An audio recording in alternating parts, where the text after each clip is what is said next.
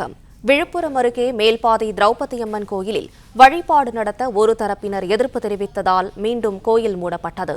இதுகுறித்த கூடுதல் விவரங்களை செய்தியாளர் ஸ்ரீராம் வழங்க கேட்கலாம். ஸ்ரீராம், வணக்கம். அங்கு என்ன நிலவரம், சொல்லுங்க.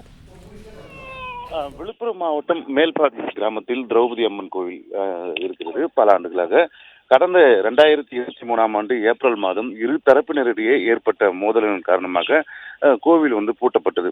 இதனை அடுத்து ஒரு தரப்பினர் சென்னை உயர்நீதிமன்றத்தில் வழக்கு தொடுத்தனர். அந்த வழக்கின் அடிப்படையில் மீண்டும் கோவிலை திறக்க நீதிமன்றம் உத்தரவிட்டிருந்தது. இதனையொட்டி இன்று கோவிலை திறக்கப்பட்டு 500க்கும் மேற்பட்ட போலீசார் பாதுகாப்பு பணியில் ஈடுபட்டுள்ளனர். எந்த ஒரு அசம்பாவிதம் நடைபெறாமல் இருக்க பொதுமக்கள் தங்கு தடை இல்லாமல் சாமி தரிசனம் செய்வதற்காக இன்று திறக்கப்பட்ட திரௌபதி அம்மன் கோவில் மீண்டும் 2 மணி நேரத்திலே மூடப்பட்டது. ஒரு தரப்பினர் எதிர்ப்பு தெரிவித்தனர்.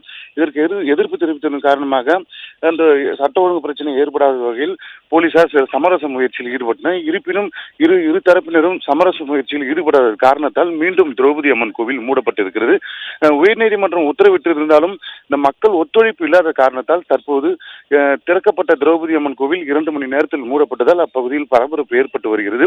எந்த ஒரு அசம்பாவிதம் நடைபெறாமல் இருக்க 3 மாவட்ட போலீசார் பாதுகாப்பு பணியில் ஈடுபட்டு வருகின்றனர். அந்த பகுதியில் தொடர்ந்து வெளியூர் வாகனங்களையும் அதே போன்ற கார்களிலும் சோதனை செய்த பிறகே அந்த ஊருக்குள் அனுமதிக்கப்பட்டு மீண்டும் அந்த பொதுமக்களிடம் பேச்சுவார்த்தை நடத்தி வருகிறார்கள். இந்த திரௌபதி அம்மன் மேல்பாதி கோவில் அந்த பகுதியில் அமைந்துள்ள திரௌபதி அம்மன் கோவில் நீதிமன்ற உத்தரவின் பேரில் இன்று திறக்கப்பட்டது.